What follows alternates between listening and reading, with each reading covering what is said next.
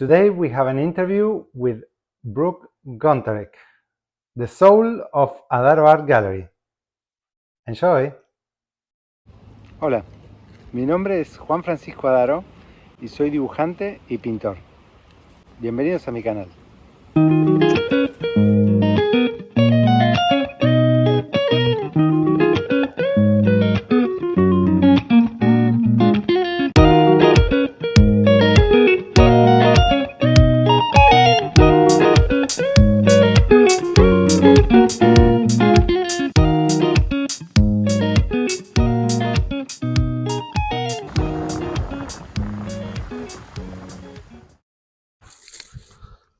Bueno, estamos acá con Brooke.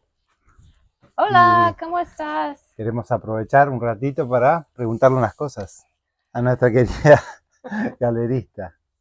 Okay, Brooke, Uh-huh. how are you feeling about life? It's good? Not much about the gallery. We have a chaotic life for sure with all the creatures. And Here's two of them. We have pantalones here, or pants. okay. Our other squirrel Pockets is being let go, and then our cat Pablo Picato is right here. So this is what you usually would do in when you're out of the gallery. This is your life usually. My life out of the gallery, I usually come home, we feed everybody. So we have 2 dogs, a cat, 2 goats, 2 rescue squirrels, a possum, about 15 chickens. We have 2 new baby chickens we're about to hatch. What am I missing? I feel like I'm missing something. Obviously 2 children that take up the majority of our time. This is little Ryan. This is little Ryan. Oliverio is in a school. What you like to do when you're out of the gallery? Because everybody knows you as that fancy art gallerist on 38. Most of the this time, is another take on us. Most of the time, well, I love to sew when I can. I'm usually followed into my sewing room by at least 2 children and a possum or a cat and 2 dogs. So it gets a little more difficult. I love knitting. I like making jewelry, but like any mom with young kids, those things sort of go by the wayside for a few years. And I like taking photography. So, but right now my focus is on building the business. I'm sort of the business-minded person, I guess, with money and budgeting and keeping all of the artists organized and in line. That's a whole job in itself. And how was the process of getting into creating a gallery for you?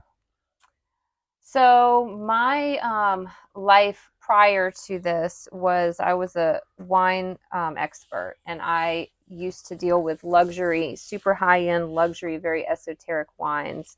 And I ran around South Florida and did all sorts of created wine menus and wine dinners and talked to some of my friends. I had like 5 master sommelier friends and and advanced sommelier friends that I used to run around with all down there. So I learned a lot about marketing and building. It wasn't my business per se, but the nice thing about that particular business, it was your own business within a business.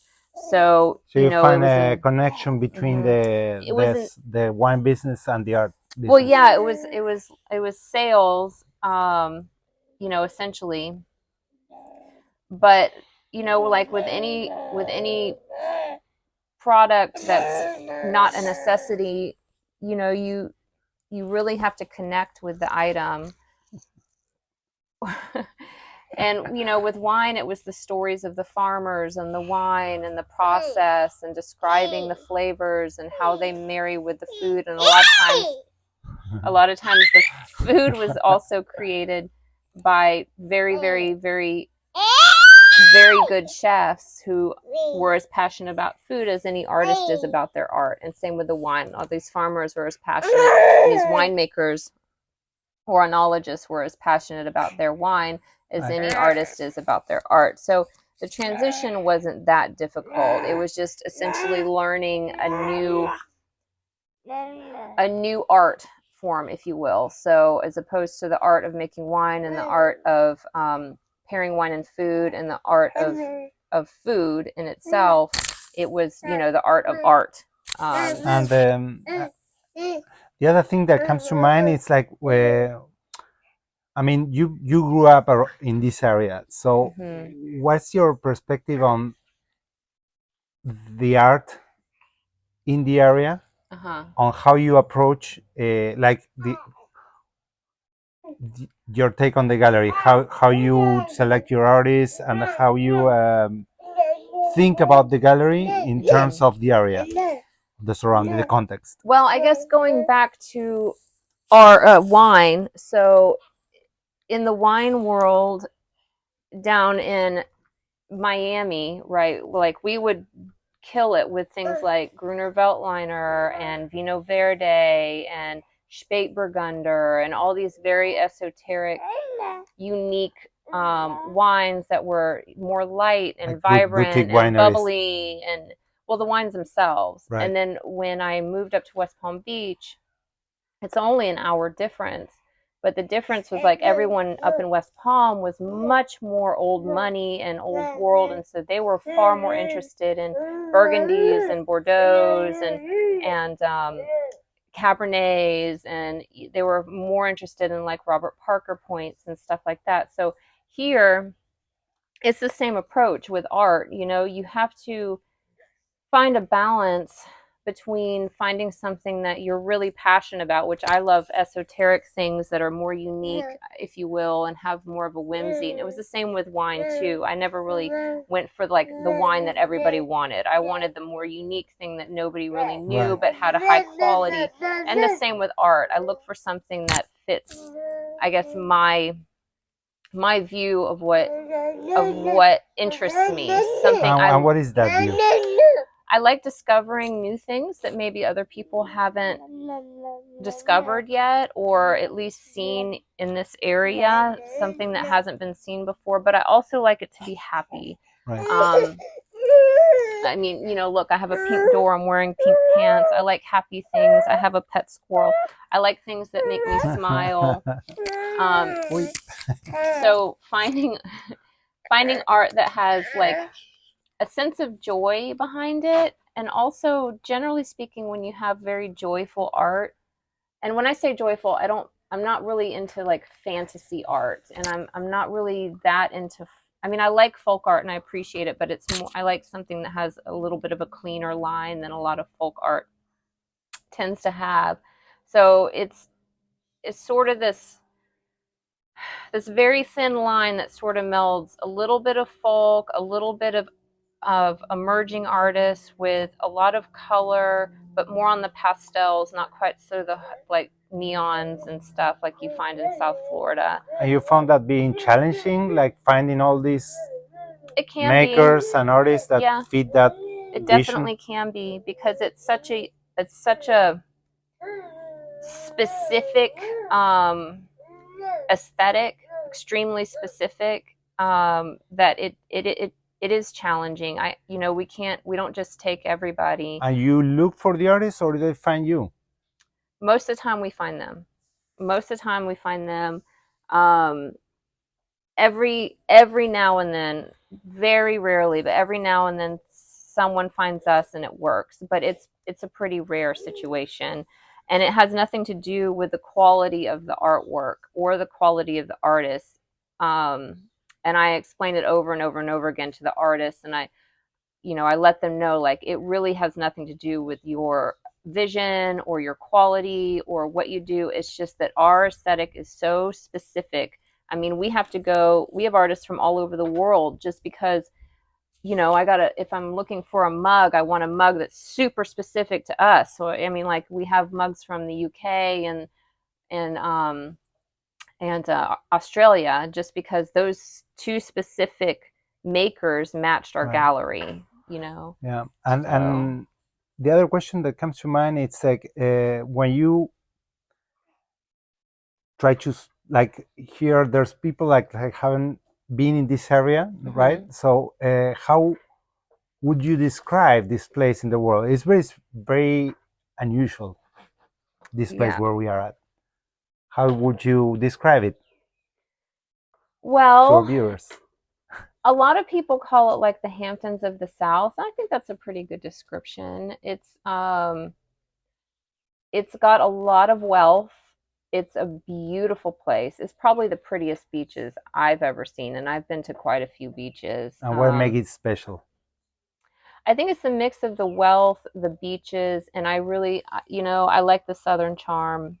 There's a lot to be said for people from the South are generally just more relaxed than and a little less uptight. You can find somebody that, they just bought a $25 million house in cash, but they'll waltz in with, 10-year-old tennis shoes, mismatching socks with their tennis shoes. They just got off the beach, so they're, have like beach shorts they've had for 4 years and a shirt that doesn't fit. And they're as nice as can be, and they just love like if I bring the possum out, they're just the nicest people. And What do you think it takes to make it on 30A as an entrepreneur? No. well, the easiest way is to go work in Atlanta and then bring your money here. That's or Houston. Go live and work Don't ask me. Go live and work in Houston and then buy a condo. That's the easy. What is your opinion on the local art community? What do you think about that? I mean, it's a very there's a lot of okay. artists and makers in the area. What do you think about that? What do you think there's so much talent in this area? Are the chickens okay? Yeah. Sorry, chickens. Pepe's beating. Because I've seen other little towns and there's not that many much talent as here. Like there's a lot of talent here. To be honest, it's the money. So I know a lot that attracts many makers. A lot of artists like to yell, up and down, like, art. I make art for art's sake, and it's not for the money. But the fact of the matter is, artists need money to make a living. Okay, I mean, let's cut it here. The moment of truth. Well, no, I mean everybody, like I don't recommend any artist to give away their art for promotions, except my husband's work every now and then when we go to an auction. When we go to an auction. But artists need to make a living, and hey, there's a rock in her mouth. No rocks. Artists need to make a living just like everybody else, and so you're going to find most of the. She's putting another rock in her mouth. Okay. Most of the artist communities are going to be. Our daughter's eating rocks. Most of the artist communities are going to be in or near places where you have people with disposable income. Right. It's just how it is, like you're not going to find an artist colony or community over in like Laurel Hill, Alabama. Yeah, no, that's where we opened the gallery here. I mean, the place is very special and beautiful, but on top of that, there's a way to make a living with this. Right? Artists need to make a living, so they may not necessarily live on 30A, but they live in Freeport like us, or they live in Defuniak Springs, or in any other place around the world. They may not live in Atlanta or in Houston, but they're going to live probably pretty close, or have a gallery that represents them in those cities. And the only reason why is because that's where you have people with disposable income. And as a gallery business owner, how would you advise to others that are trying to pursue something within the same realm? No, like somebody that is trying to open, like becoming a gallerist or open a business of the kind. I guess my best advice is I would tell every artist or any gallerist, forget art history class. Like, go take a business course, go take a course in finance, learn how to budget, learn how to figure out how much the cost of your artwork is, and not just to the supplies, but the cost of your labor, You need to learn how to do supply and demand, because sometimes we get artists in our gallery and maybe their artwork's amazing, but they want $20,000 for a painting. Well, I mean, I know what our, what sells in our area. And sometimes a $20,000 painting will sell, but it's not every day, and it has to be somebody that has a name behind them. And if you're coming right out of art school and you want your artwork to be $20,000, but you don't have a following, I can't help you. Your artwork, maybe we put it in there, our gallery, but it'll sit there for 4 years. And galleries are extremely expensive because they're usually in high rent places, and every single square inch of the wall has to make money. Otherwise, we will go out of business, just like any other business. And what is this about feeding your daughter with rocks? Is it a good diet? Well, I would probably not, but everybody needs minerals. Let's not. So, well, to finish our interview with our beautiful, she put another rock in her mouth. with beautiful Brooke.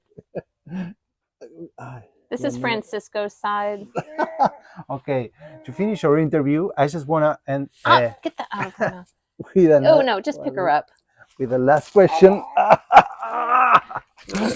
That is. What?